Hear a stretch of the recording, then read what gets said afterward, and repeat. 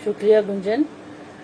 मुझे बहुत खुशी है कि तुमने अपने फैक्ट रंग मंडल की तरफ से मुझे आमंत्रित किया। ये सच में ऐसा समय है जब हम इतने कटा कटा महसूस कर रहे हैं। और जैसा मैंने तुमसे कहा था कि इच्छा ये थी कि वाकई में बातचीत हो।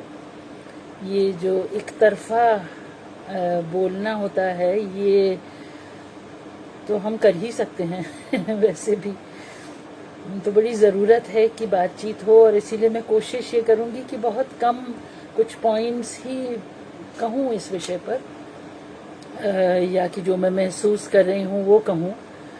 और फिर मैं चाहूँगी कि ज़्यादा सवाल हों जिन पर हम बात कर सकें, क्योंकि इस स्थिति में ऐसा लगता है कि हम बैठ के दूसरों को अक्सर ज्ञान दे रहे हैं कि ऐसा करना चाहिए वैसा करना चाहिए जो कि पसंद नहीं है। पर यहाँ बैठकर अगर इस विषय पे बात करनी है तो इसके अलावा और कुछ करना भी संभव नहीं है अनलेस कि हम लोग बात करें कि क्या संभावनाएं हैं, क्या होना चाहिए, कैसे होना चाहिए। अभी तक जो कोशिश नहीं हुई वो क्यों नहीं हुई, या हुई तो क्या हुई, इन सब विषयों पर हम लोग धीरे धीरे फिर बात करेंगे। पर सबसे पहले तो मैं यही कहना चाह रही हूँ कि हम इतनी ऐसे क्राइसिस के समय में मिल रहे हैं जिसने हमारे समाज की सारी असलियत से हमको रूबरू करा दिया है। उसमें जो अच्छा है वो भी, पर उसमें जो बहुत घटिया है वो भी। मतलब ऐसा लगता है कि सब कुछ हमारे सामने, और ये होता ही है कि क्राइसिस में असलियत पता चलती। अभी तक मैं ये कहती भी रही थी और ख़ुद भी इस भुलावे में थी कि हमारा जीवन दर्शन जो है वो पाश्चात्य दुनिया के बरक्स हमें ज़्यादा मानवीय और संवेदनशील बनाता है, बल्कि सिर्फ मनुष्य के प्रति संवेदनशील नहीं बनाता पर पूरी प्रकृति के प्रति संवेदनशील बनना सिखाता है। जब हम नाटक शाकुंतल जैसा पढ़ें या जीवन दर्शन के चाहे बुद्धिज़्म पर, जैनिज़्म पर कुछ भी पढ़ें तो उस सब से यही सीखते हैं कि एक ह्यूमिलिटी हो, जो हम ले रहे हैं उससे ज़्यादा हम दें, दूसरों के बारे में सोचें। और मुझे हमेशा ये लगता था कि ये हमारी सभ्यता में है और इस लिहाज से हम ज़्यादा सुपीरियर हैं उन सभ्यताओं से।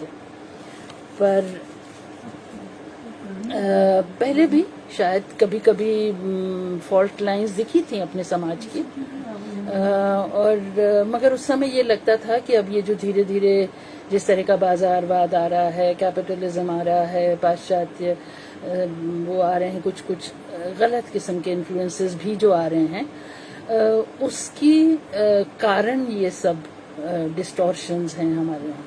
पर वैसे हम लोग शायद बहुत संवेदनशील लोग हैं। पर अब अगर हम देखें कि जो असलियत जब हमारे ऊपर आके पड़ी तो ऐसा लग रहा है कि हम सारी दुनिया के सामने बिल्कुल एक तरह से नंगे हो गए हैं। और उनके सामने तो हुए ही, खुद अपने सामने भी ऐसा लगता है कि बिल्कुल उघाड़ दिए गए हैं। और ये अपनी असलियत से ऐसे रूबरू होना, उसमें इतनी घटियापन देखना और ये जानना कि असल में हम लोग बहुत छोटे, बहुत मतलब पेटी किस्म के लोग हैं। ये सबसे बड़ी मुझे त्रासदी लगती है। जो आसपास त्रासदी घट रही है वो तो है ही, पर अपने में विश्वास ख़त्म हो जाना, अपने पर रिस्पेक्ट ख़त्म हो जाना मुझे एक बहुत बड़ी त्रासदी लगती है। और मुझे लगता है कि कलाकार ज़्यादा शिद्दत से इसको महसूस कर रहे होंगे। तो ये एक बहुत अजब सा समय है जिसमें हम अपनी ही नज़रों में गिर गए हैं, क्योंकि बार बार ये लगता है कि ये कैसा समाज है जो कि जान बचाने के बजाय, उसको तो दूर की बात, मुनाफा कमाने में लगा है ऐसे मौके पे। ये कौन सा समाज है जो लाशों पर भी झूठ बोलता है। ये कौन सा समाज है जो गरीब लोगों की दुर्दशा पर, बेरोजगारी पर, हाहाकार पर नाराज नहीं होता। और मैं तो अवाक थी कि जब इस पूरी आपदा के दौरान भी मेरे दरवाजे पे लोग आए चंदा इकट्ठा करने मंदिर बनाने के लिए। वो इसलिए नहीं इकट्ठा कर रहे थे कि जो लोग भुगत रहे हैं उसमें उनकी मदद कर दें, पर मंदिर बनना बहुत ज़रूरी था।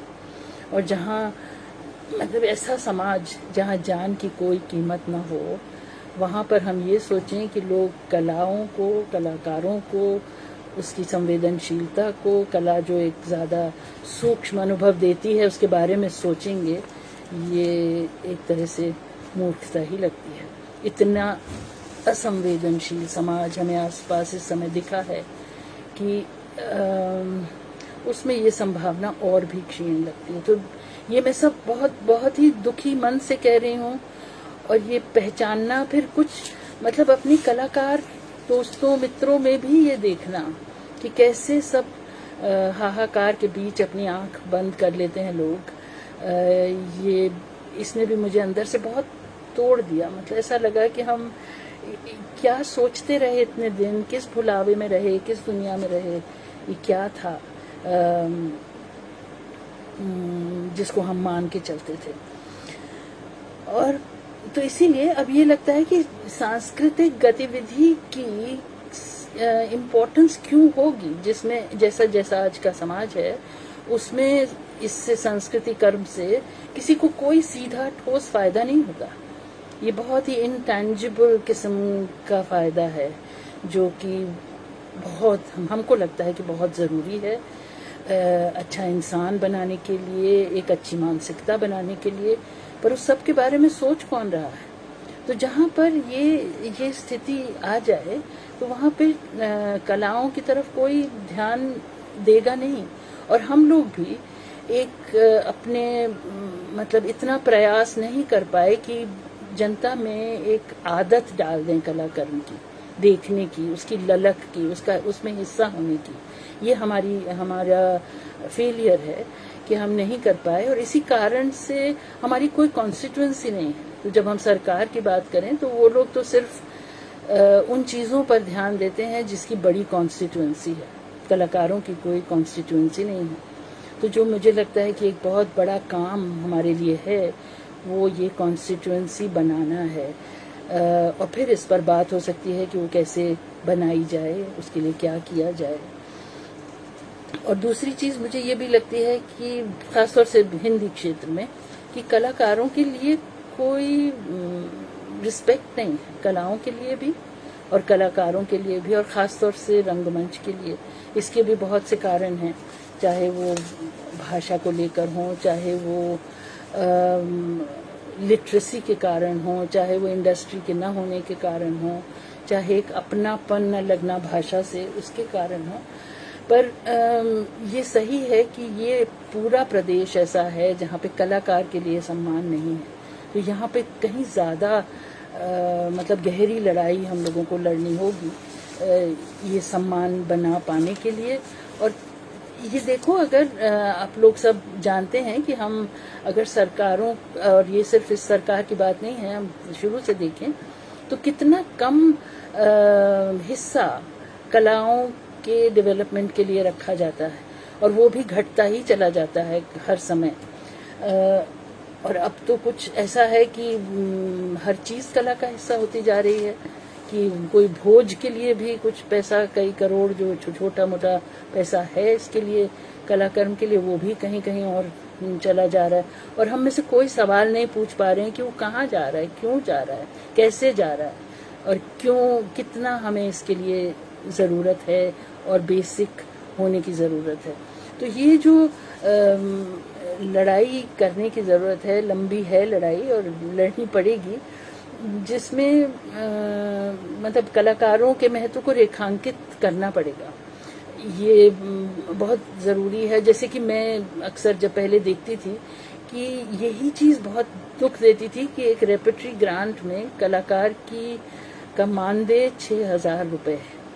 अब ये हम मान सकते हैं कि वो ग्रांट है और ग्रांट कोई पूरा मानदेय या की फीस नहीं देती, मगर फिर उसकी ये वो भी नहीं, अपेक्षा भी नहीं होनी चाहिए कि एक कलाकार अब 24 घंटे सिर्फ ये काम करेगा और उसको 6,000 रुपये महीना मिलेगा।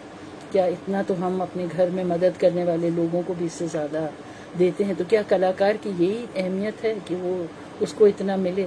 और शायद यही कारण है कि कई सरकारें बड़े प्राउडली अनाउंस करती हैं कि हम अपने कलाकारों को 1,000 रुपये महीना पेंशन दे रहे हैं। मतलब मुझे लगता है कि शर्म आनी चाहिए जब ये बात कही जाए कि 1,000 में आज कोई भी कलाकार, मतलब देना भी एक तरह से उसकी बेइज्जती करना है। तो ये इन मुद्दों पर हमें सवाल उठाना पड़ेगा और हमें अपनी कला को सम्मान देना होगा, उसको एक ऐसा स्थान दिलाना होगा कि लोग उसका सम्मान करें, और सरकारों को भी उसमें योगदान देना होगा, इन संस्थानों को भी योगदान देना होगा कि कला की एक स्थिति बने। ये मैं एक लार्जर पिक्चर की बात कर रही हूँ कि जहाँ पर ऐसी विपदाओं में भी उस तरफ ध्यान जाए।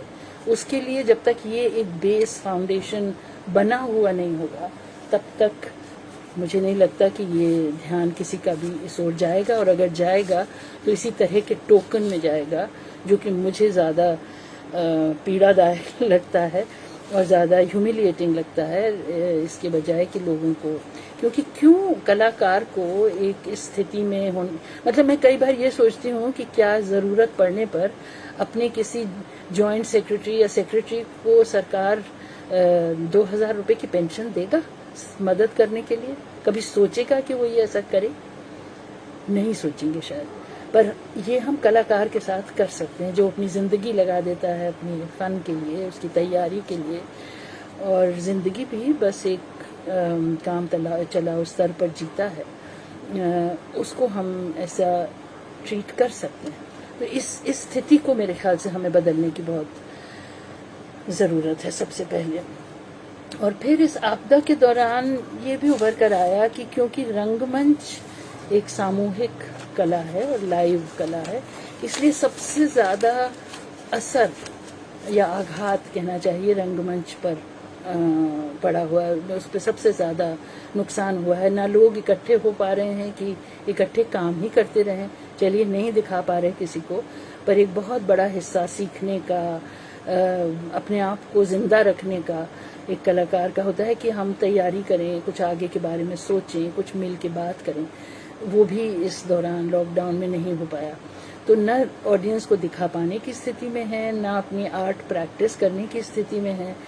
तो ये एक मेरे ख्याल से दोहरावार रंग कर्मियों पे पड़ा, और मुझे लगता है इसीलिए ये बहुत ज़रूरी है कि इसके बारे में सोचा जाए कि रंग कर्म हमेशा से किसी न किसी संरक्षण से चला है, क्योंकि उसमें बहुत खर्चा है, और वो चाहे अब इंडस्ट्री करे, जैसे कि महाराष्ट्र या बंगाल में व्यावसायिक लोगों ने उसको चलाया और उसके लिए पैटर्न्स बनाए और वो चल निकला, और इसीलिए लोगों को आदत पड़ी देखने की, और जब आदत पड़ी देखने की तो उसके लिए सम्मान भी बढ़ा, और फिर अब उसके लिए लोग लड़ते भी हैं कि ये होना चाहिए और हमारे घर के पास होना चाहिए, और इसके लिए कुछ उनको मदद करनी चाहिए। तो कहने वाले लोग हैं वहाँ पर।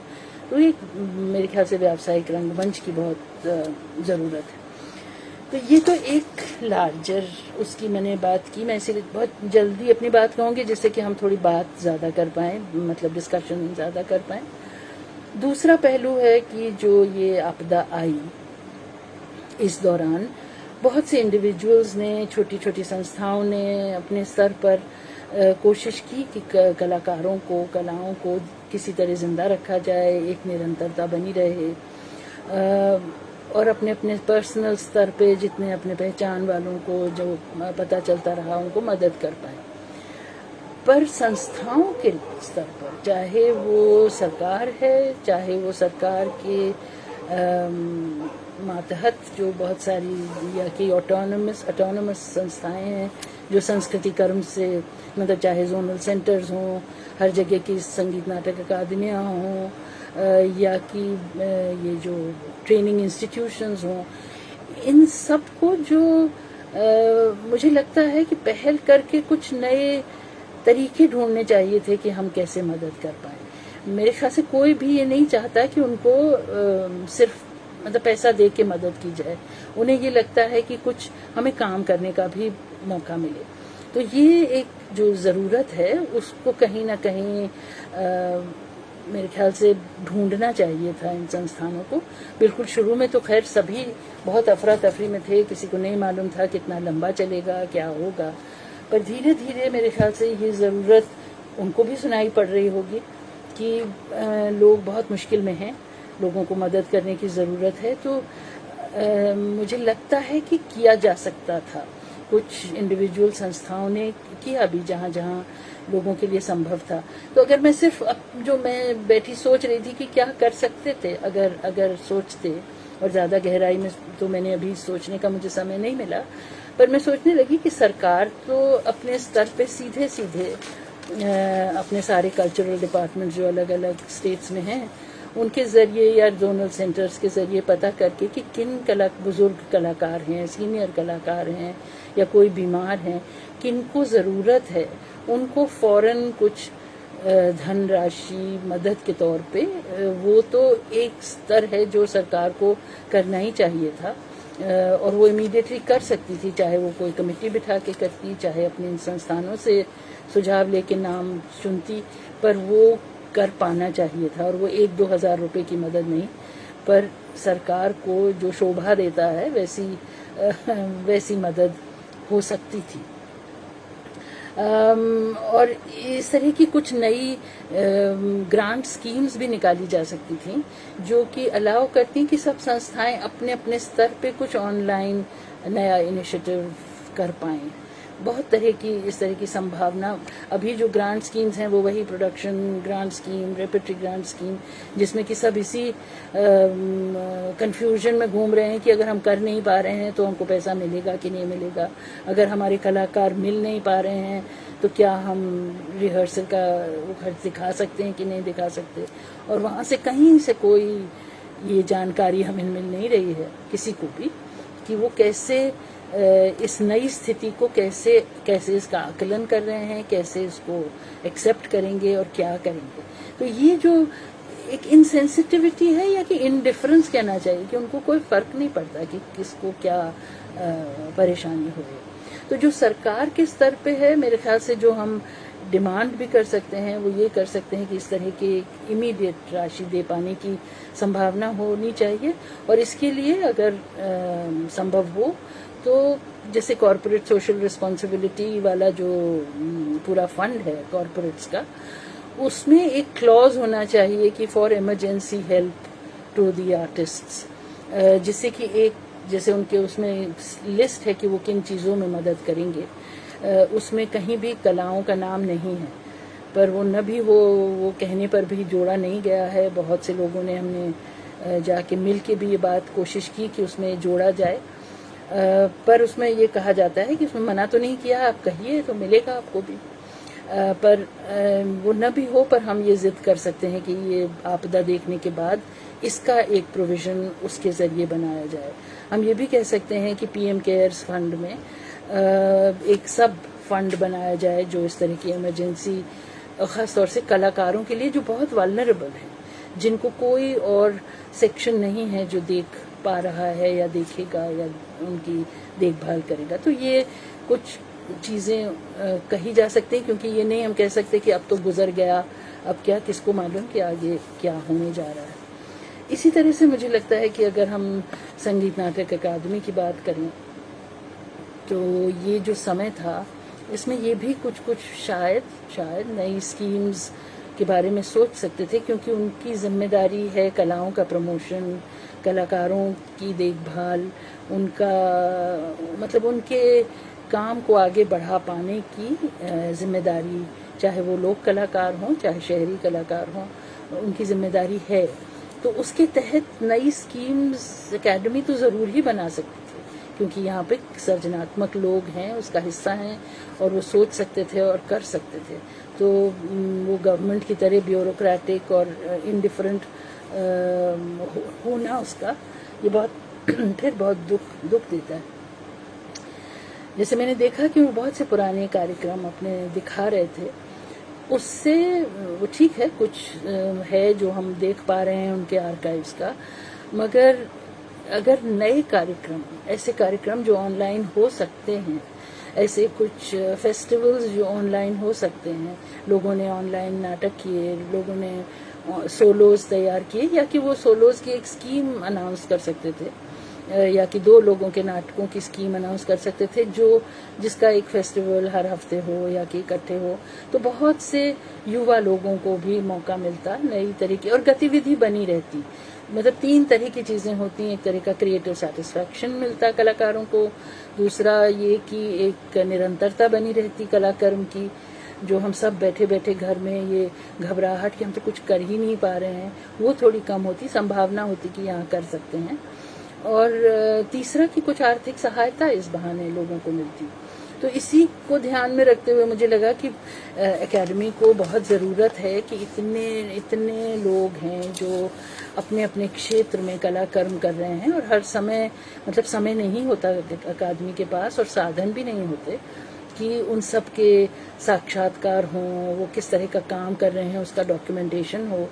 पर ये अच्छा मौका था कि जब और किसी चीज़ में आप खर्चा नहीं कर पा रहे हैं, गतिविधियां नहीं हो पा रही हैं लाइव, तो उन्हीं साधनों को इसमें बांट के हर क्षेत्र के कलाकारों को का साक्षात्कार हो सकता था, उसका डॉक्यूमेंटेशन हो सकता था, जिसमें और युवा रंगकर्मी जुड़ सकते थे उनसे बातचीत करने में।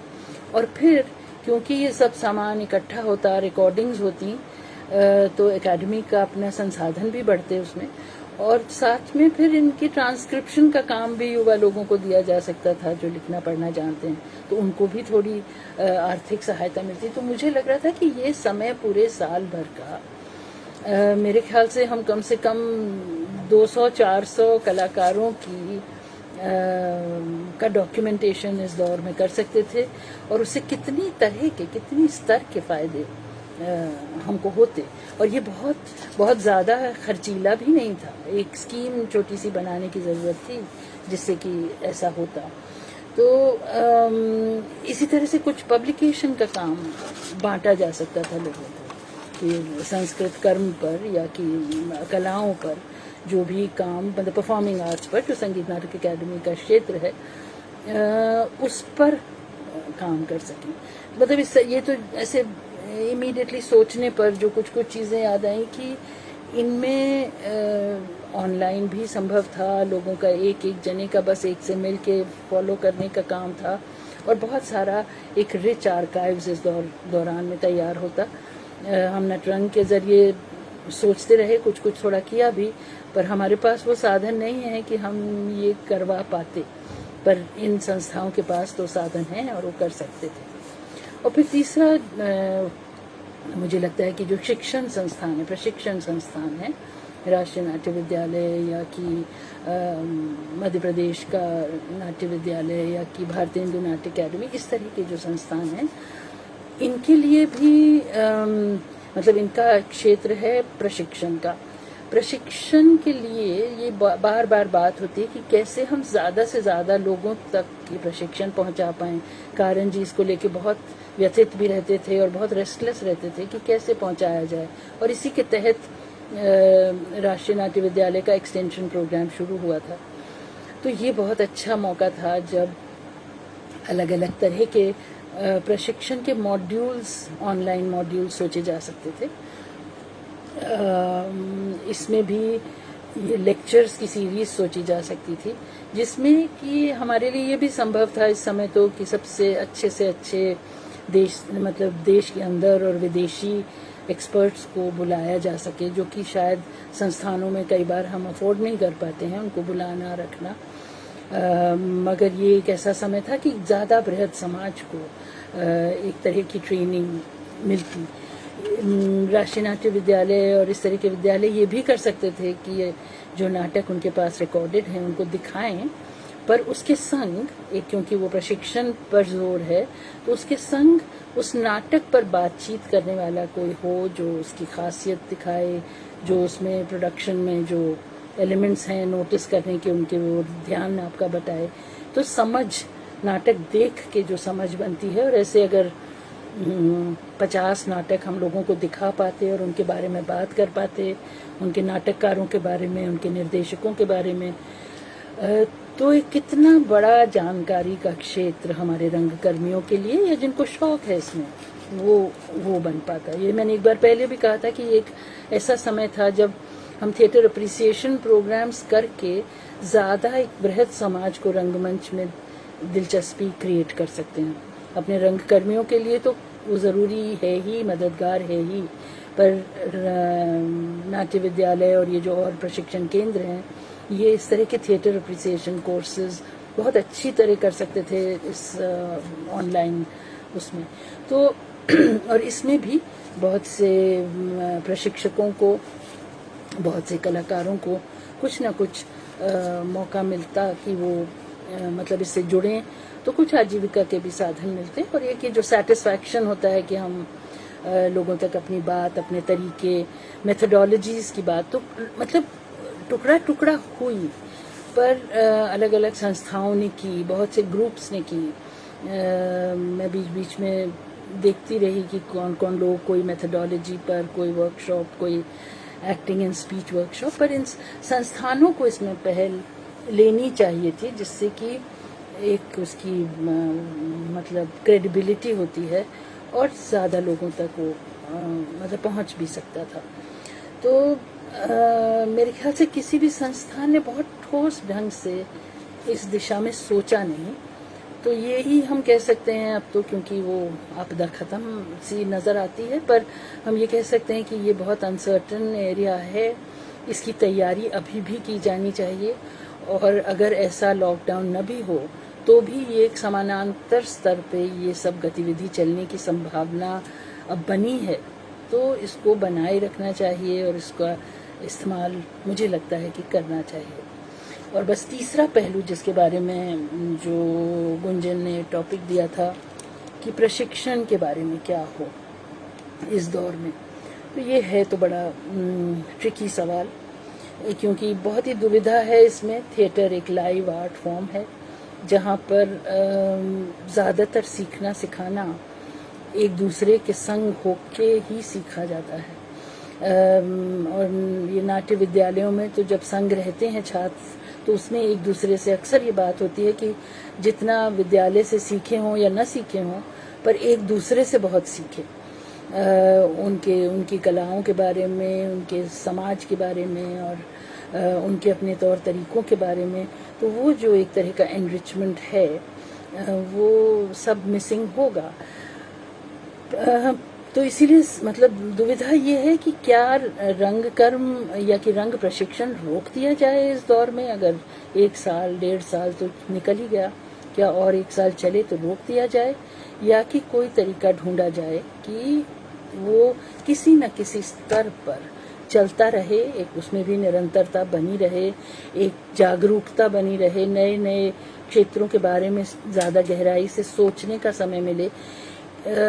और इसमें ना दो स्तर हैं कि जैसे यूनिवर्सिटी डिपार्टमेंट्स हैं, वहाँ पर एज इट इज़ थियोरी पर ज़्यादा जोर है, तो उनके लिए थोड़ा ज़्यादा आसान है ऐसे समय में अपना कोर्स पूरा कर लेना। राष्ट्रीय नाट्य विद्यालय या कि मध्य प्रदेश रंग मंडल या कि भारतीय हिंदू नाट्य अकादमी, इन लोगों के लिए मुझे नहीं लगता कि, क्योंकि ये तो प्रैक्टिस ओरिएंटेड इंस्टीट्यूशंस हैं, ये अपना कोर्स ख़त्म नहीं कर सकते सिर्फ ऑनलाइन, वो असंभव होगा। और अगर होगा तो वो फ़ायदेमंद नहीं होगा किसी को भी। अगर अपना शरीर, अपनी आवाज़, अपनी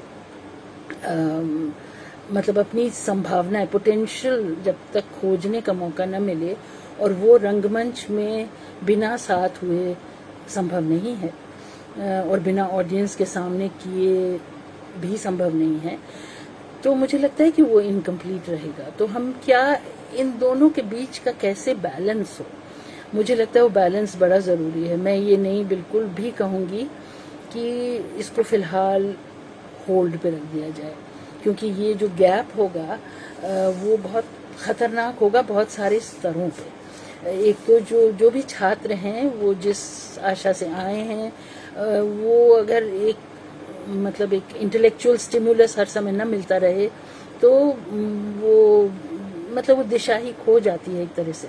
तो वो मिलते रहना बहुत ज़रूरी है, और इसीलिए ये मॉड्यूल्स मेरे ख्याल से ज़रूर ढूंढे जा रहे होंगे कि कौन सी चीज़ें हैं जो हम ऑनलाइन कर सकते हैं। और बिल्कुल वैसा नहीं हो पाएगा शायद, उसमें जो प्रैक्टिस का हिस्सा है वो सब कुछ वैसा नहीं हो पाएगा जो आमने सामने होके होता।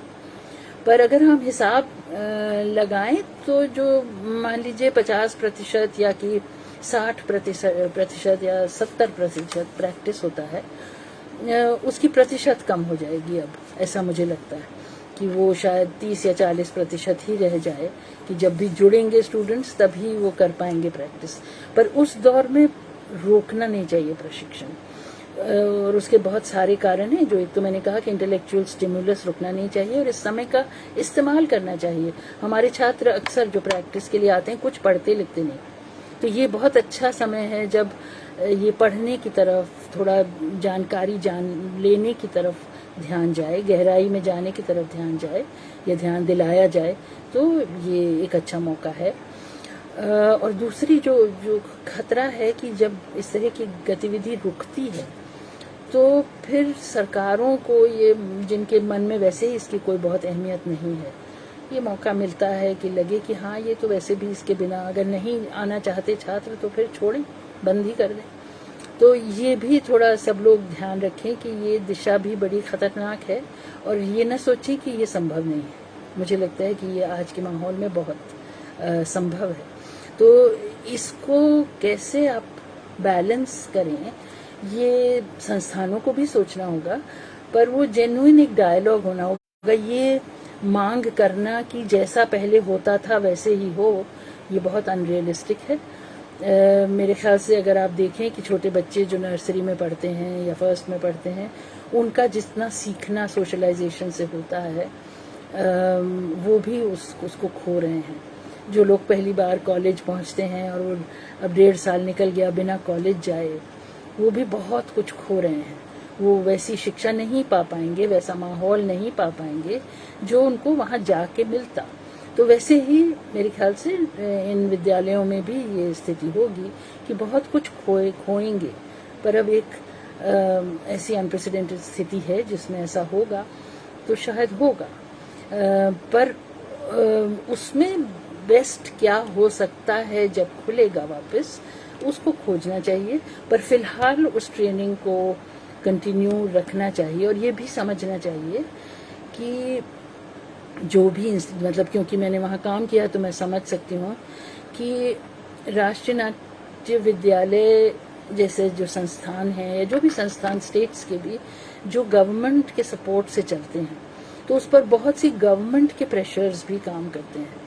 तो चाहे चला रहे हैं उसको कलाकार, पर बहुत सी बातें गवर्नमेंट के प्रेशर से, जैसे कि यूनिवर्सिटीज़ में भी ऐसा हो रहा है कि गवर्नमेंट एक दिशा में पुश कर रही है, तो कुछ कितनी भी आप लड़ाई कर रहे हैं वो पुश आप बिल्कुल निगेट नहीं कर सकते। तो वो नियम कानून भी ध्यान में रखने होंगे। अब जैसे राष्ट्रीय नाट्य विद्यालय में तो लोग स्कॉलरशिप लेके पढ़ते हैं, तो यहाँ की इसकी अपनी कंडीशंस हैं कि जहाँ जनता का पैसा लग रहा है उस पढ़ाई में, तो वहाँ स्टूडेंट्स की भी जिम्मेदारी हो जाती है कि वो जितना उसका फ़ायदा, जितना बेस्ट फ़ायदा उठा सकते हैं उसको उठाएं और सीखें। बहुत सी चीज़ें खुद सीखनी पड़ेंगी इस पूरी प्रक्रिया में, पर मेरा एक मोटा समझ ये कहती है कि रोकना बिल्कुल नहीं चाहिए, उसको कंटिन्यू रखना चाहिए। जितना बेस्ट हो सकता है वो उसमें देना चाहिए ऑनलाइन तरीकों से, और फिर जब खुले तो जितना संभव है, जो मतलब नियम कानून इन सब को ध्यान रखते हुए, लोगों के समय का ध्यान रखते हुए, लोगों के आगे के प्लान्स का ध्यान में रखते हुए, उतना फिर उस समय किया जाना चाहिए प्रैक्टिस। तो ये तो सबको मान के चलना पड़ेगा कि ये जितनी अनप्रेसिडेंटेड किस्म की क्राइसिस है, उसमें अनप्रेसिडेंटेड नुकसान भी होंगे, अनप्रेसिडेंटेड मतलब डिसअपॉइंटमेंट भी होंगे। और हम सब उसी समाज का हिस्सा हैं जिसमें इतने लोगों की नौकरियां जा रही हैं, इतने लोगों की जान जा रही हैं। वहाँ पर ये एक लॉस हमारा भी होगा, मतलब छात्रों का भी होगा, तो जाहिर है उन्हें बहुत दुख होगा, और जाहिर है सिखाने वालों को भी बहुत दुख होगा कि जिस तरह का काम वो, जिस तरह से छात्र आप तैयार करते हैं वो नहीं कर पाएंगे। पर ये एक तरह की मेरे ख्याल से दुविधा है, और इसको इकट्ठे मिल के शायद लोग सुलझा पाएँ। ये हो सकता है कि मैं बहुत ऑब्वियस सी बात कह रही हूँ, पर मुझे लगता है कि दोनों ही पक्षों को इस बारे में सीरियसली सोचना चाहिए। पर जो, इसीलिए मैंने अभी 3 स्तर की बातें की कि एक, कैसे कलाकार को एक रिस्पेक्ट का स्थान दिलाने के लिए गवर्नमेंट के स्तर पर हम लोगों को जूझने की ज़रूरत है। अब हमारी पीढ़ी का समय तो ख़त्म, पर आप युवा लोग जो हैं, क्योंकि उस समय भी ऐसा नहीं है कि कोशिशें नहीं हुई हैं, पर हम बहुत सी चीज़ों में सक्सेसफुल नहीं हुए, एक बेहतर इंफ्रास्ट्रक्चर बनाने में सक्सेसफुल नहीं हुए, कलाकारों को बहुत से क्षेत्रों में रिस्पेक्ट दिलाने में सक्सेसफुल नहीं हुए, एक रेगुलर गतिविधि, मतलब कहना चाहिए व्यावसायिक रंगमंच हर क्षेत्र में बन पाए, उसमें सक्सेसफुल नहीं हुए। तो उन दिशाओं में कोशिश करनी चाहिए, क्योंकि जब रेगुलरली होगा रंगकर्म और अच्छा रंगकर्म होगा तो ऑडियंस बनेगी तो कॉन्स्टिट्यूंसी बनेगी तो गवर्नमेंट को भी आपकी बात शायद सुनने को बाध्य होना होगा, ऐसा मैं मानती हूँ। और दूसरा स्तर है कि क्या संस्थानों को अब भी क्या तैयारी करनी चाहिए इस तरह की इमरजेंसी स्थितियों के लिए, और तीसरा कि प्रशिक्षण संस्थानों में क्या स्थिति है। तो ये मैंने बहुत मोटे मोटे पॉइंट्स इसलिए रखे कि फिर इस पर बातचीत आप लोगों से, जो आप सवाल हों वो पूछिए, या कि जो सजेशंस हों वो दीजिए, और हम रिस्पॉन्ड कर सकते हैं। मुझे बहुत अटपटा लगता है हालांकि कि मैं सुन नहीं पाऊंगी किसी को, ये पढ़ना पड़ेगा सवाल, तो जो निकल गए वो निकल गए, तो अब जो मैं नहीं पढ़ पाई हूँ, तो जो लोग सवाल कुछ हो तो प्लीज़ पूछें, तो हम बातचीत कर पाएँ इस पर। मैं कुछ ज्ञान देने की स्थिति में नहीं हूँ। शुक्रिया।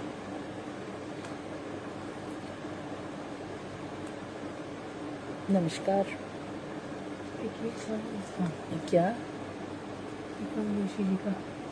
ये जो रंग हैं और अभी कैसी उम्र में है जहाँ उनके पास, हाँ, ये तो मेरे ख्याल से हर कलाकार अपने आप ढूंढता है दिशा, पर ये ज़रूर है कि वो मेरे ख्याल से उसी से जुड़ा है कि एक निरंतरता अगर रंग कर्म में बनी रहेगी तो हर एक के लिए मौका होगा, और वो अपनी स्थिति के हिसाब से अपना स्थान बनाएगा, और बनाने की एक संभावना होगी। पर जहाँ सभी कुछ रुक जाए, जहाँ पे मुझे लग रहा है जो भी युवा रंगकर्मी जुड़े होंगे इस दौर में रंगकर्म से, उनके लिए तो ये एक ऐसा व्यवधान हो गया कि मेरे ख्याल से सब, उस दिन वो प्रवीण भी कह रहा था कि वो छिटक से जाएंगे सब, और वो चले जाएंगे, छोड़ के चले जाएंगे। जिन्होंने अपने आप को कमिट कर लिया है रंगमंच के लिए, टीकम तुम्हारे जैसे, वो तो कुछ न कुछ रास्ता ढूंढेंगे और करेंगे।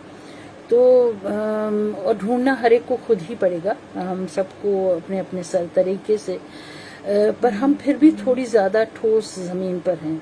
जो लोग अभी अभी जुड़े हैं, अभी उनके सपने पूरे बने भी नहीं, और वहीं पे एकदम से इतना बड़ा व्यवधान आ गया, उनके लिए मुझे ज़्यादा चिंता होती है।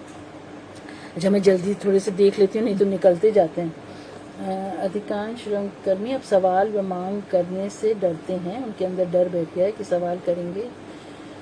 नहीं, वो तो डर का माहौल, अगर तुम पॉलिटिशियंस की बात कर रहे हो तो डर का माहौल तो पूरे देश में है, और इससे भी लड़ने की शायद ज़रूरत है। हमारा, मुझे लगता है कि हमारा रंगमंच का समाज, ये पहली बार मैंने देखा कि सबसे कमज़ोर है इस सवाल उठा पाने में। हमें नहीं दिखते प्रोटेस्ट के नाटक, हमें नहीं पढ़ने को मिलते प्रोटेस्ट के नाटक, हमें नहीं सुनाई देती प्रोटेस्ट की आवाज़ें। तो ठीक है कि डर है, और बहुत डर है, पर मतलब वो वाला तो एक डर है, मतलब कि स्थितियों पर सवाल उठाना। पर तुम जिस डर की बात कर रहे हो, वो क्या संस्थानों से डर की बात कर रहे हैं? मुझे नहीं मालूम कि किस तरह के डर। सांस्कृतिक संस्थाओं और कलाकारों की स्थिति बहुत ही खराब है। अब ये तो एक स्टेटमेंट ऑफ फैक्ट हो गया, क्या करें। इसको भी बेहतर करना हमारे ही शायद हाथ में है कि हम, मतलब मैं अक्सर देखती हूँ कि हम बहुत जल्दी बहुत घटिया स्तर के डिस्कशन पर उतर आते हैं। हम कभी भी बैठ के आराम से समस्याओं को न समझने का समय देना चाहते हैं, न उसके लिए हमारी पेशेंस है। बस हम चाहते हैं कि जो हमारा पॉइंट ऑफ व्यू है वो मान लिया जाए, हम जो कह रहे हैं वही सही है। तो जब तक ये माहौल नहीं बनेगा हमारे रंगमंच के क्षेत्र में कि हम एक दूसरे को मदद करें, तब तक मुझे नहीं लगता कि हम स्थिति में आएंगे कि हम कुछ भी सुधार पाएं। और इसीलिए जब हम ये कह रहे हैं कि स्थिति खराब है, वो यही कि हम डायलॉग ही नहीं बना पा रहे, एक दूसरे से बात ही नहीं कर पा रहे हैं, तो किसी को सजेशन ही नहीं दे पा रहे हैं, सजेशन दे रहे हैं तो वो सुनना ही नहीं चाह रहा।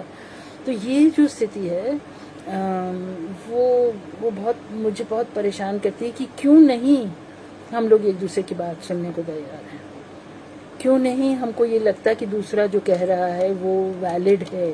और हो सकता है इसे 10 ऑपोजिट वैलिड हों और उसके बीच ही रास्ता निकालना पड़े, पर कम से कम इकट्ठे तो आए, एक मतलब एक स्तर पर इकट्ठे तो हों, वो ही नहीं हो पाता। और ये बहुत साल से स्थिति है। मैंने देखा कि हमारे इस क्षेत्र में हम लोग बहुत जल्दी, मतलब बहुत रिजिड हैं, बहुत अपनी अपनी बात सोचते हैं। तो मुझे लगता है कि हम कैसे कलाकार हैं जो सुन नहीं पाते एक दूसरे को।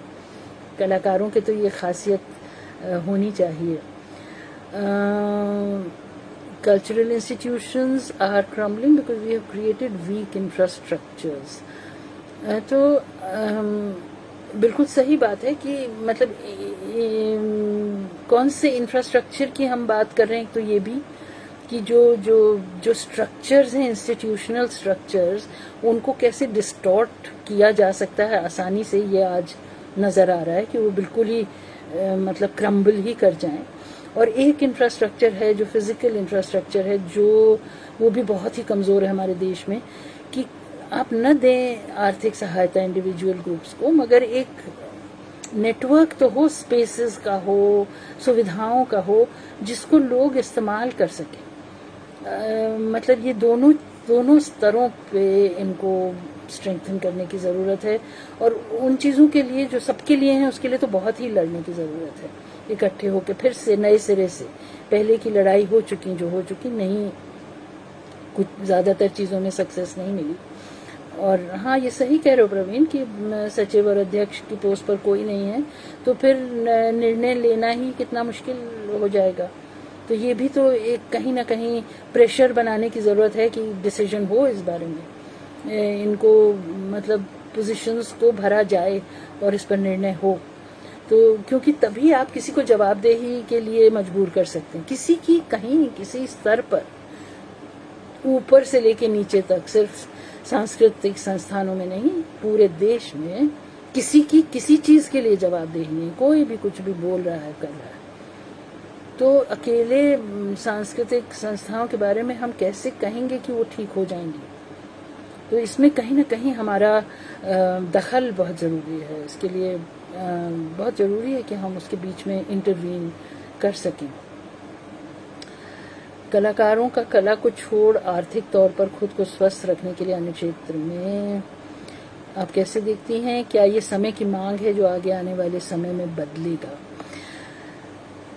हाँ, ये एक बहुत इंटरेस्टिंग सवाल है। मैं हमेशा से ये महसूस करती हूँ कि जब तक ऐसा इंफ्रास्ट्रक्चर हमारे यहाँ नहीं बना है कि कलाकार फाइनेंशियली कंफर्टेबल हो सके, तब तक उसको कला कर्म एक हॉबी के तौर पर ही करना चाहिए, मतलब अपने शौक के तौर पर ही करना चाहिए, जिससे कि उसे उस काम में जिसमें वो बहुत मतलब पैशनेट है, उसमें समझौता न करना पड़े।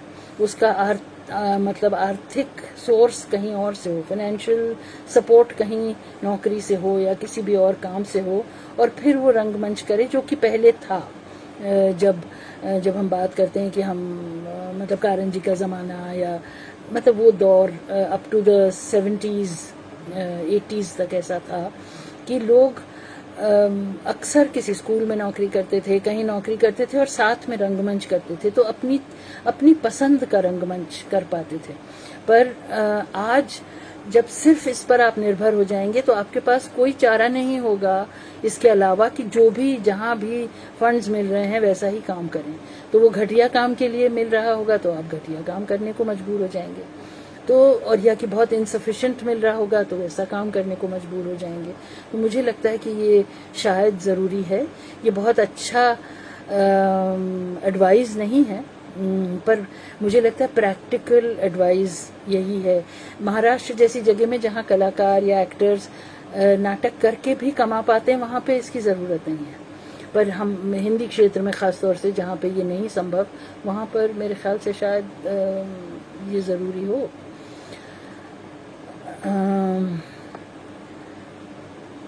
मैंने देखा नहीं गुंजन की क्या छात्र आंदोलन है इस समय, पर जो मैंने कहा वो मुझे लगता है कि छात्रों को भी ये समझना होगा कि ये बहुत अनप्रेसिडेंटेड टाइम है, और वो अगर उनका आंदोलन है कि हम इस दौरान शिक्षा ही नहीं, प्रशिक्षण लेना ही नहीं चाहते, तो ये उनके लिए भी बहुत अच्छा नहीं होगा, ऐसा मैं मानती हूँ। पर दूसरी तरफ ये भी मानती हूँ कि संस्थानों को बहुत सोच समझ के ये क्लासेस का डिज़ाइन करना होगा कि किस तरह के इनपुट्स ऑनलाइन भी वर्क कर सकते हैं और कौन से वर्क करेंगे और कौन से हो सकता है कि जो हमारा वैसे रूटीन में सिलेबस है उससे थोड़ा अलग है, या कि जो फोकस है उससे थोड़ा अलग है, पर वो ओवरऑल इनरिच करे स्टूडेंट्स को, उनको ज़्यादा सोचने पर मजबूर करे, ज़्यादा गहराई में समझने पर मजबूर करे, ऐसा हो और जानकारी मिले, तो मेरे ख्याल से वो कंटिन्यू कर पाना चाहिए। तो दोनों तरफ ये जिम्मेदारी है इसको वर्क करा पाने की। किस MP सिंह जी, पटना में हम लोग कई बार प्रयास किए पर सफल नहीं हो पाए। हाँ, मतलब ये ग्रांट्स वगैरह के बारे में बिल्कुल सही बात है राजेश कि अकेला रंगकर्मी कैसे अपने लिए रास्ता ढूंढे, इसीलिए कह रही हूँ कि इकट्ठे हों और प्रेशर ग्रुप बनाने की ज़रूरत है, तभी कुछ बदलेगा। हालांकि आज तो मैं जब किसानों के आंदोलन को देखती हूँ तो एक तरफ बहुत हताशा सी होती है कि इतने बड़े आंदोलन के बावजूद, ऐसे प्रेशर ग्रुप के बावजूद सरकार कुछ सुनने को तैयार नहीं है, पर फिर भी मुझे लगता है कि हमें कम से कम एक दूसरे से बल मिलेगा। हम इकट्ठा होंगे तो एक दूसरे से की समस्याओं को समझेंगे और एक दूसरे को बल दे पाएंगे, तो ये बहुत ज़रूरी है। हमारी लड़ाई, हाँ बिल्कुल, ये बात सही है कि ज़्यादातर आजकल कलाकारों की लड़ाई सृजनात्मक ना होकर साधनों की तलाश में हो जाती है, और वो बहुत अनफॉर्चुनेट है, पर ये रियलिटी तो मेरे ख्याल से काफ़ी दिन से है। और इसको हम, वही बात है कि हम जब तक बदलेंगे नहीं, और शायद ये जो निर्भरता है सरकार पर, इसको कैसे रंगमंच कम कर सकता है, कैसे ज़्यादा व्यावसायिक लोगों को इसमें जोड़ सकता है कि वो इसमें साथ दें, वो इसको खड़ा करने में मदद करें, क्योंकि हम व्यावसायिक रंगमंच को वैसे बहुत नीची दृष्टि से देखते हैं, पर मुझे लगता है वही रंगमंच है जो एक ठोस ज़मीन देता है, एक निरंतरता देता है रंगमंच को, लोगों की आदत बनाता है रंगमंच देखने की, और उसके पीछे ये जो हमारी तरह का सीरियस एक्सपेरिमेंटल काम है वो नई दिशा देता चलता है उसको, और नए दर्शक भी जोड़ता रहता है। उनके दर्शक हमारे पास आते हैं, हमारे दर्शक उनके पास जाते हैं, ये इक्वेशन बनती है जहाँ भी व्यावसायिक है, पर वहाँ पे एक जड़ गहरी बनती है, तो हमें वो बनाने की ज़रूरत है, ख़ासतौर से हिंदी क्षेत्र में, और ऐसे व्यावसायिक लोगों को ढूंढने की ज़रूरत है जिनकी इसमें थोड़ी भी दिलचस्पी हो, तो उनको जोड़ा जाए और उनसे कहा जाए कि वो रेगुलरली इसमें मदद करें। रेपर्टरीज हर राज्य में खोली जाएं और टेन्योर मात्र 6 साल ना हो। हाँ, हर उम्र के अभिनेता को स्थान मिले, ये बिल्कुल सही है। रेपर्टरीज हर राज्य में खोली जाएं, ये भी सही है, पर ये कोशिश की गई काफ़ी बार, और ये अगर अपने आसपास देखें तो ये भी देखें कि कितनी रेपर्टरीज हैं जो खुली और बंद हो गई, और मेरे ख्याल से उसमें गहराई से देखने की ज़रूरत है कि वो क्यों बंद हो गई। क्योंकि मेरे ख्याल से अगर हम कोई भी रेपर्टरी को एक टेकन फॉर ग्रांटेड करेंगे एक नौकरी के ज़रिया, तो कला कर्म ऐसे नहीं होता। कला कर्म पैशन से ही होता है, और अक्सर जब एक इस तरह की स्थिति आ जाती है तो वो पैशन की मतलब पैशन कम होने लगता है। और दूसरी चीज़ ये कि ये जो मैंने कहा कि आपस में टकराहट की जो स्थिति रंगकर्मियों की अक्सर रहती है, वो भी एक बहुत बड़ा कारण होता है रेपर्टरीज के न चल पाने का। तो हम बहुत हद तक दूसरों की जिम्मेदारी के बारे में बहुत बात करते हैं, अपनी जिम्मेदारी की बहुत कम। तो मुझे लगता है उस दिशा में भी थोड़ी सोचने की ज़रूरत है। और इसका मतलब ये नहीं मैं कह रही हूँ कि ये लोगों की जेन्युइन ज़रूरतें नहीं होती या मुसीबतें नहीं होती, ज़रूर होती हैं, पर एक कलेक्टिव कंसेंसस की ज़रूरत है कि हम क्या करें जिससे कि ये काम हो सके, कैसे करें, कितने दिन हम इकट्ठा जुड़े रहेंगे, ये हमारा कमिटमेंट है, तब तो रेपर्टरीज संभव हैं। और कुछ हद तक उनको आत्मनिर्भर भी बनाना होगा, तब भी जुड़े रहने की एक ज़्यादा इम्पेटस मिलता है। जब पूरी तरह से कहीं ना कहीं आप सिक्योर हैं तो इतनी पुश नहीं मिलता कि हमें अच्छा काम करना ही है और करते रहना है। तो इस मामले में मैं थोड़ी सी अनसर्टेन हूँ कि टेन्योर सिर्फ 6 साल हो या ना हो, ये मुझे बहुत नहीं मालूम। मुझे याद है कि बहुत लंबी बहस एक बार कारण जी से इस बारे में हुई थी, और उनके व्यूज़ आप लोग शायद जानते ही हैं। पर और हर एक चीज़ के प्लस और माइनस हैं, क्योंकि हर समय एक आर्टिस्ट ही क्यों इतना वल्नरेबल रहे कि उसको डर लगा रहे कि उसकी नौकरी चली जाएगी। ये बिल्कुल सही है और मुझे अनफेयर लगता है कि ऐसा होता है। पर दूसरी तरफ ये भी है कि बहुत श्योरिटी में लोग ढीले भी पड़ते हैं और वो काम का क्वालिटी भी सफ़र करने लगती है। तो दोनों ही पक्ष हैं उसके, और दोनों को ही जिम्मेदारी समझने की ज़रूरत है।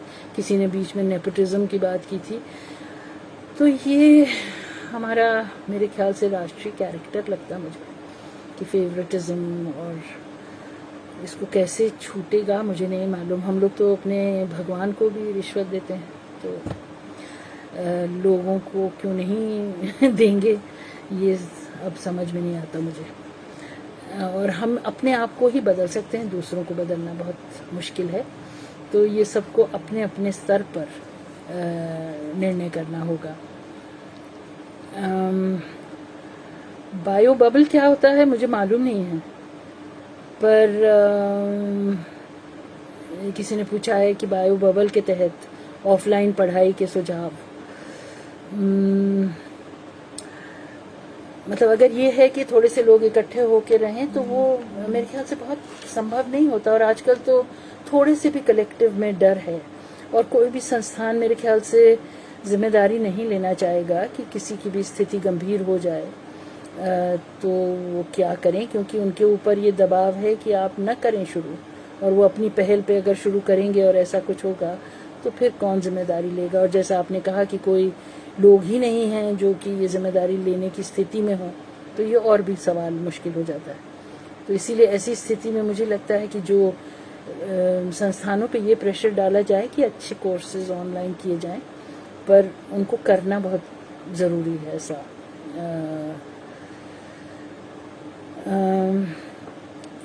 हाँ टीकम, हो सकता है व्यक्तिगत स्वार्थ रहे हों, हो सकता है स्ट्रक्चरल वीकनेसेस रही हों, हो सकता है ये जो पूरा मतलब सारा ठीकरा एक पैशन का कलाकार के सिर पर ही डाल दिया जाता है, ये भी रहा हो।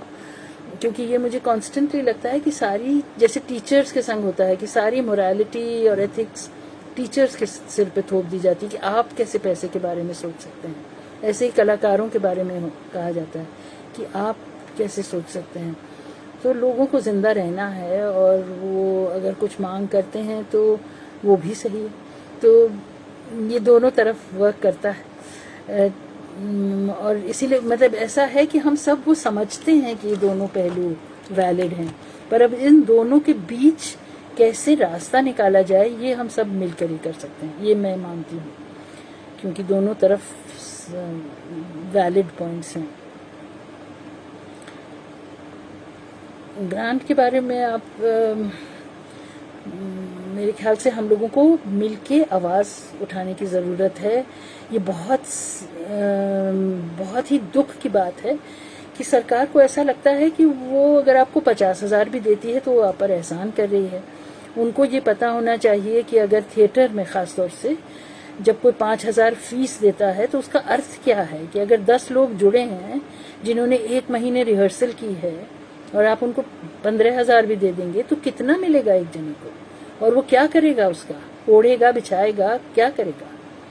तो मैं जब ग्रांट के बारे में सोचने लगती हूँ तो मुझे बहुत ही क्षोभ होता है, क्योंकि इस पर बहुत झगड़ा भी किया है हमने जब हम ऐसी पोजीशन में थे कि झगड़ सकते थे या सोचते थे कि कुछ बदल सकते हैं, पर बदल बहुत नहीं पाए, क्योंकि वो एटीट्यूड ही ये होता है सरकार में कि वो एहसान हो रहा है। कलाकारों को जब 6,000 देने की बात हुई तो उसके संग डिस्कशन ये था कि ये फिर हमें इंश्योर करना चाहिए कि वो दिन भर वहाँ रहें। अब उनसे ये कहो कि दिन भर वो कैसे रहेंगे, वो कुछ और नहीं करेंगे तो 6,000 में चलेगा उनका घर। पर ये बात समझाना और संस्थानों के हेड्स को समझाना, सरकार को समझाना बहुत मुश्किल है, और जब तक इसीलिए इकट्ठे होकर लड़ाई नहीं होगी तो नहीं होगा। तो ये रंगमंडल में प्रवीण कहा जाना चाहिए कि किए जाएं, क्यों नहीं हुए। ये जवाबदेही का ही सवाल है। मेरे ख्याल से जवाबदेही के चैनल्स बनना बहुत ज़रूरी है, और हम सब जब नहीं मांगते हैं जवाबदेही, यहीं पे प्रॉब्लम है। ना हम सरकार से मांगते हैं, ना हम संस्थानों से मांगते हैं, ना हम स्टूडेंट से मांगते हैं, ना हम कलाकारों से मांगते, हम किसी से नहीं मांगते जवाबदेही, और यही प्रॉब्लम है हमारे यहाँ। तो मुझे लगता है वो बहुत ज़रूरी है। हाँ, ये सही है मनोज कि बहुत सारे लोगों को नहीं मिल पाता दिशा निर्देश, पर इसीलिए मुझे लगता है कि बहुत समय ऐसा था कि जब हम ऑनलाइन के ज़रिए ज़्यादा लोगों तक पहुंच पाते, और कुछ तो पहुंचता। न सही कि हम सामने जाके वर्कशॉप नहीं कर रहे हैं, न सही कि उन्हें प्रैक्टिकल ट्रेनिंग नहीं मिल रही है, पर मेरे ख्याल से ऑनलाइन भी बहुत सारी, मैंने शायद और लोगों ने भी कहा होगा, मैंने 1-2 TIE की वर्कशॉप देखी थी जो ऑनलाइन हो रही थी, और वो मेरे ख्याल से बच्चों को बहुत अच्छी ट्रेनिंग दे पा रहे थे। हमने, हमारी संस्था है उमंग, उसमें भी बच्चों की वर्कशॉप की, और बच्चों ने बाकायदा एक पूरा नाटक किया, और मैंने पहले से लेकर आखिर तक जो बच्चों की ग्रोथ देखी, पूरा नाटक हुआ बाकायदा। तो ये कहना कि बिल्कुल कुछ नहीं सीखेंगे, ये सही नहीं है। हो सकता है, और जब ये स्थिति है तो इसका फायदा, मतलब यही कर सकते हैं इस समय, तो यही करें, जो जितना कर सकते हैं उतना तो करें, और फिर जब मिल पाएंगे तब उसको और गहराई से कर पाने की स्थिति होगी। तो हाँ, अब हम एक साथ कैसे आएंगे ये आप ही लोगों को ढूंढना होगा। अब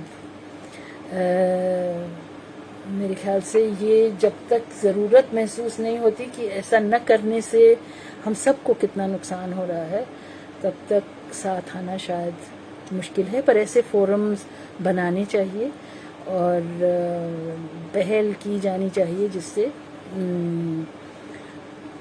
लोग इकट्ठे हो पाएँ और इकट्ठे अपनी आवाज़ उठा पाएँ। और उसमें अगर लोगों के अलग अलग व्यू पॉइंट्स भी हैं तो उसमें कौन सी चीज़ों पे कॉमन है, उन चीज़ों को ही आगे चाहे बढ़ाया जाए। वो कम होंगी पर कोई बात नहीं, उतनी तो होंगी। उसमें तो कम से कम मतलब अगर 100 लोग एक चीज़ मानते हैं और मतलब 500 एक चीज़ और 500 एक बात मानते हैं, तो कौन सी बातें ऐसी हैं जिसमें 1000 लोग साथ हैं, तो उतनी तो होंगी। वो तो आगे जाएं, उनको तो कम से कम शिद्दत से लड़ा जाए उनके लिए। तो मेरे ख्याल से ये बहुत ज़रूरी है।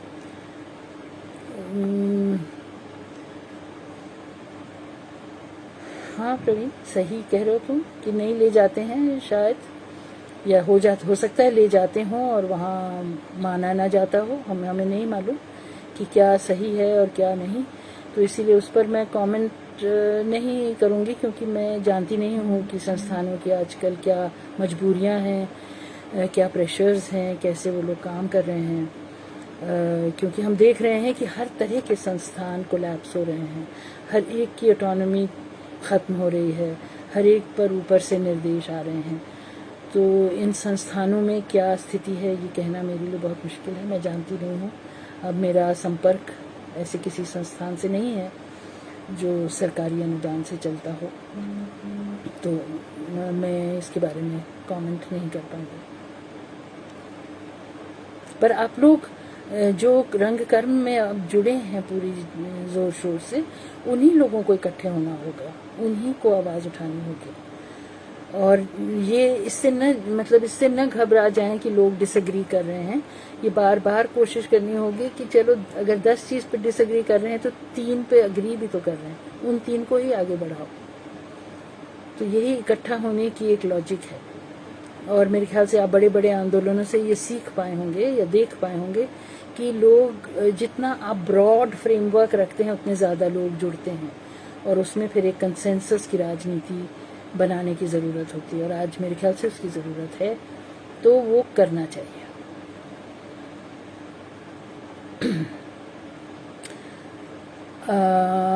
हाँ, मेरे ख्याल से इस बीच में सवाल तो बहुत पूछे गए, मैं सबके जवाब दे भी नहीं पा रही हूँ, और मेरे ख्याल से मेरे पास जवाब हैं भी नहीं, क्योंकि अब सिर्फ ये है कि आप लोगों के व्यूज़ पता चलें। इसमें मेरी ज़्यादा दिलचस्पी है कि लोग किस दिशा में सोच रहे हैं, क्या करना चाह रहे हैं, कैसे करना चाह रहे हैं।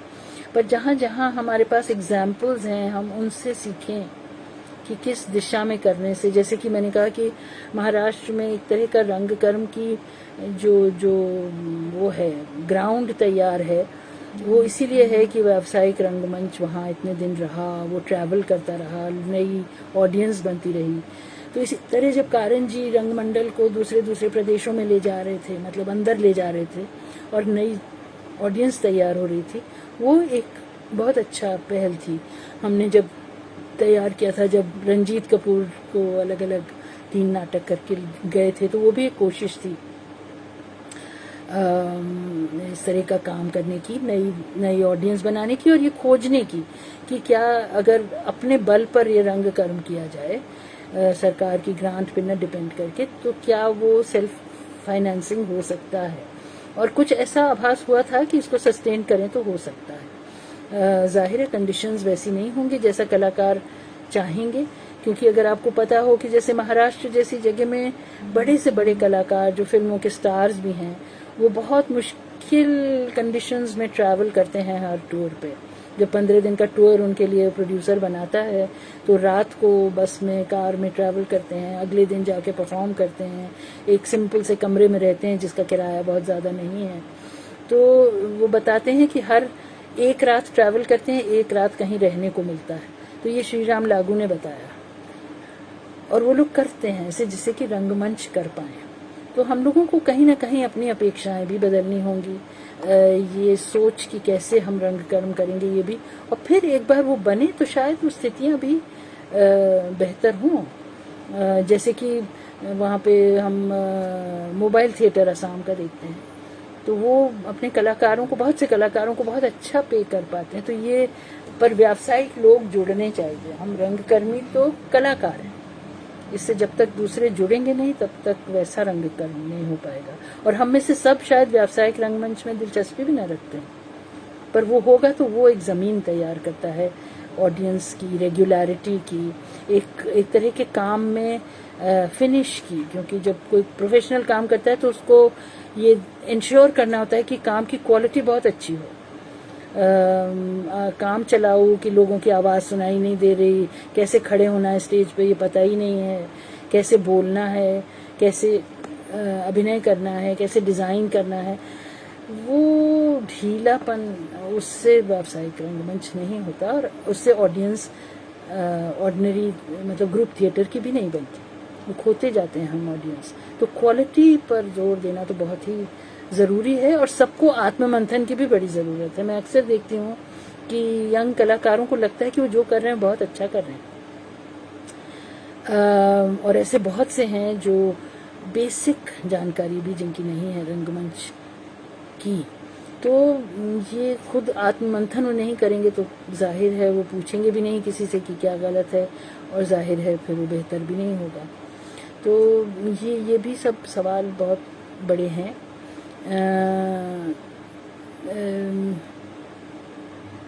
हाँ, बंगला और मराठी रंगमंच भी बहुत बेहतर स्थिति में नहीं, पर हाँ बिल्कुल हिंदी रंगमंच से तो बेहतर स्थिति में है ही।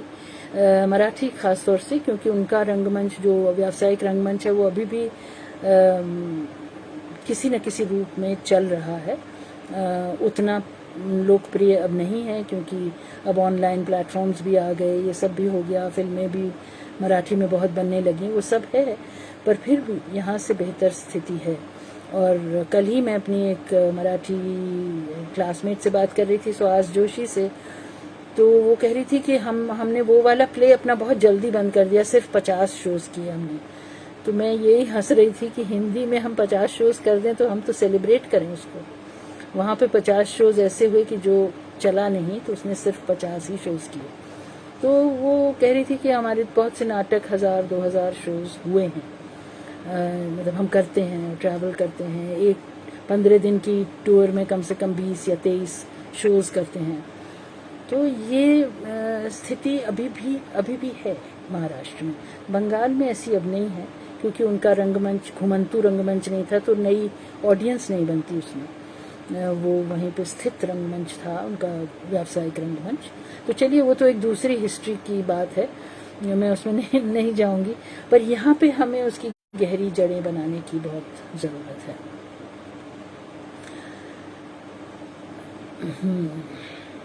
बिल्कुल। और आप में से कुछ लोग बहुत अच्छी पहल कर रहे हैं कि अपनी अपनी स्पेसेस बनाई हैं और वहाँ पर काम, क्योंकि वो फिर आप अपनी शर्तों पे कर सकते हैं, और भी लोगों को, जो यंग लोग काम कर रहे हैं उनको वो जगह दे सकते हैं, वो छोटी ऑडियंस को दिखा सकते हैं। तो मेरे ख्याल से हमें ज़्यादा इसी दिशा में बढ़ना होगा। अलग अलग तरह के विकल्प, अलग अलग तरह की स्पेसेस, जहाँ पे दूसरों पे हम, मतलब श्री राम सेंटर 1 लाख रुपया देके या कमानी करने की स्थिति में रंगमंच नहीं है।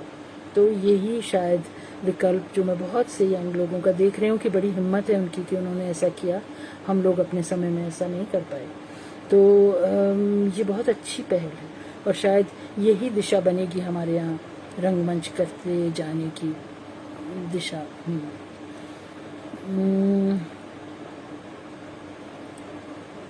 देश के जो वरिष्ठ और पुरस्कृत कलाकार हैं, उन्हें सभी विषयों पर सरकार सुनना चाहेगी तब ना।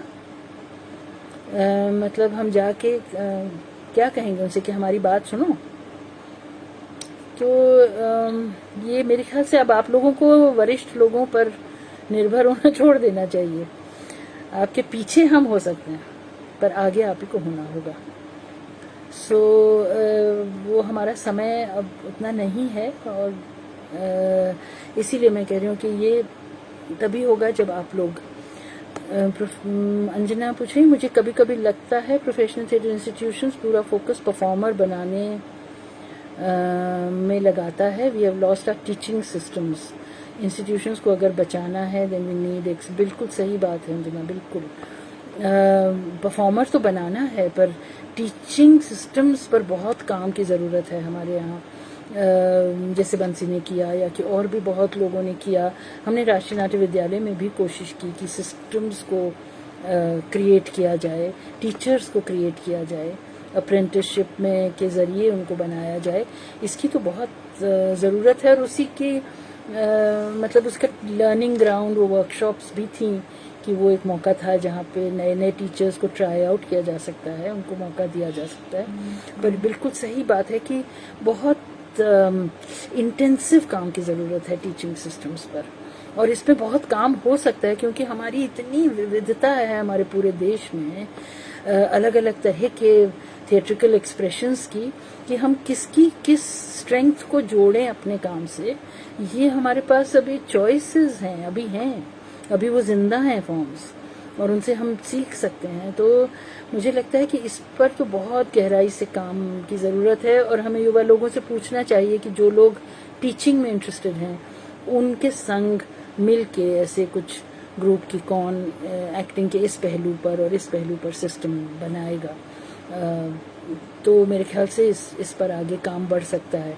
अभी सिर्फ हम इंडिविजुअल काम को देखते हैं कि कोई, और अक्सर लोग जाके अपने ट्रेडिशनल फॉर्म पे काम करने लगते हैं।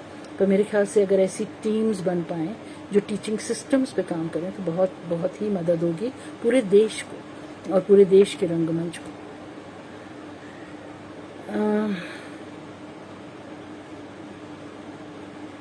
होती है, होनी चाहिए, पर हर एक संस्थान के अपने एम्स एंड ऑब्जेक्टिव्स हैं, उसके तहत वो क्या कर सकता है ये उसको देखना होता है।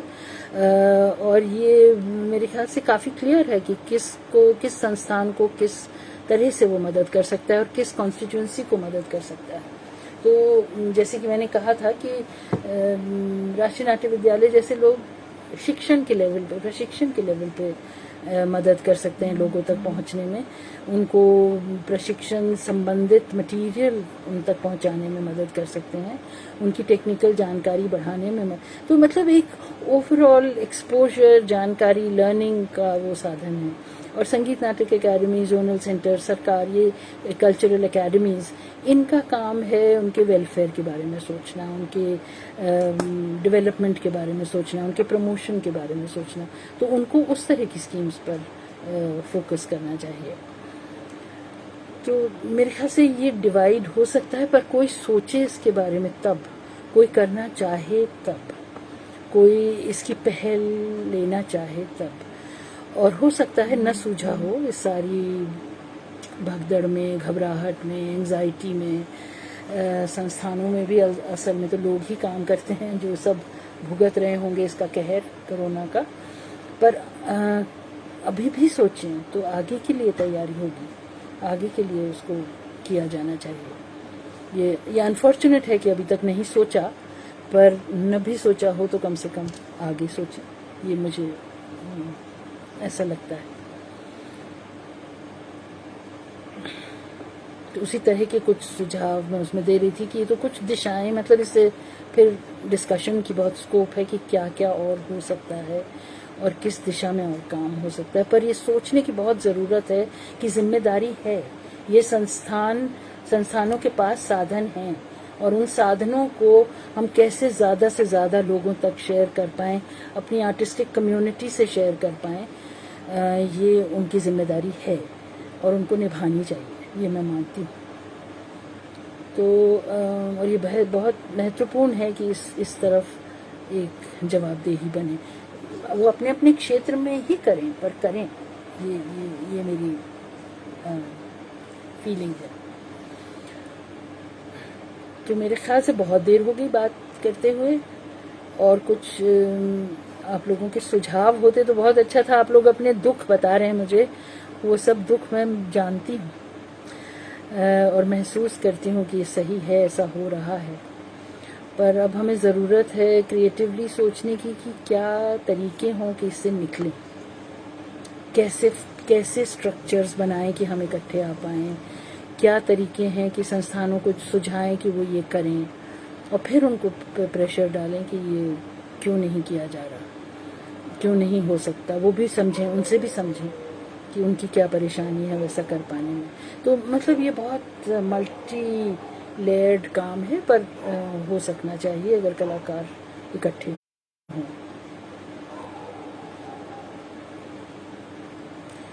तो शुक्रिया। मेरे ख्याल से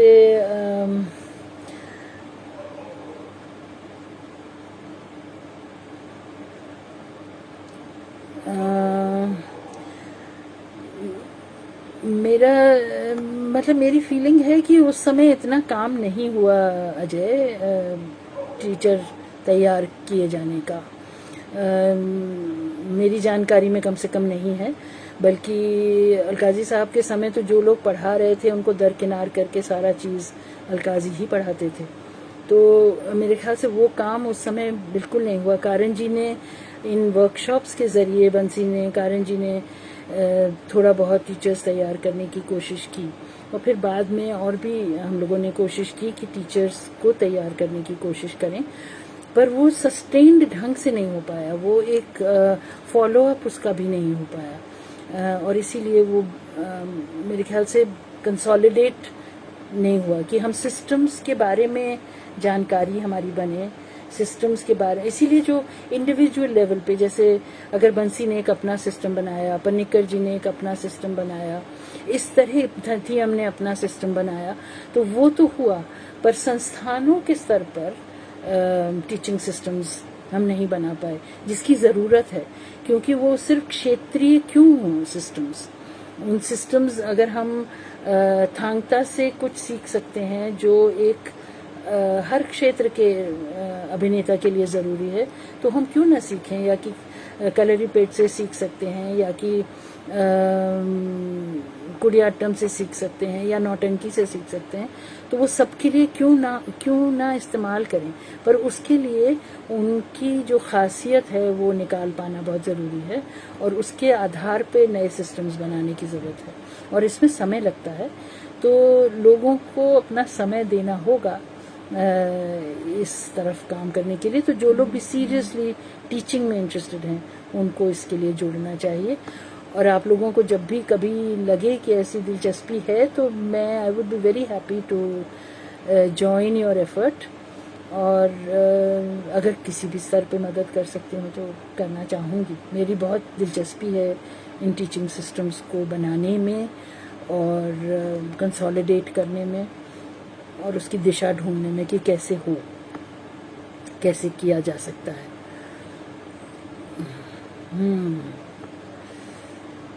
हाँ, ये चापलूसी वगैरह सब है ही, हमारे राष्ट्रीय कैरेक्टर में है।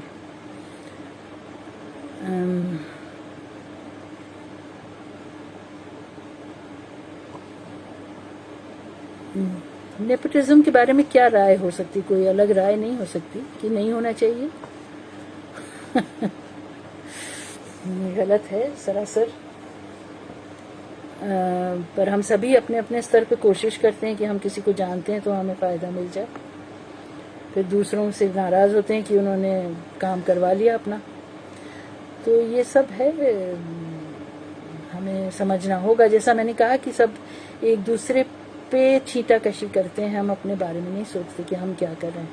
तो वो इकट्ठे आएंगे तभी होगा, तभी समझ में आएगा, और तभी एक दूसरे की जुड़ के हम कुछ कर सकते हैं। तो चलिए मैं अब यहाँ पे फिर ख़त्म करती हूँ गुंजन। आप लोगों के कुछ चिंताएं सुन के हाँ, मतलब दुख ज़रूर हुआ। अच्छा, हाँ, तो चलिए, हाँ, आप सबको बहुत बहुत शुभकामनाएं। तो क्या कहूँ, पर आप सब स्वस्थ रहें, अपना ध्यान रखें, और अपना उत्साह न कम होने दें, ये आशा ही कर सकती हूँ मैं। और ये कहती हूँ कि इस समय को यूज़ करें अपने आप को इनरिच करने के लिए जितना, और कोई भी ऐसे संगठन तैयार करने के लिए जो इकट्ठे इस दिशा में काम कर सकें, मतलब रंगकर्मियों के लिए आगे सोच सकें। इसकी बहुत ज़रूरत है इस समय, सच में हम सबको ज़रूरत महसूस होती है। नमस्कार।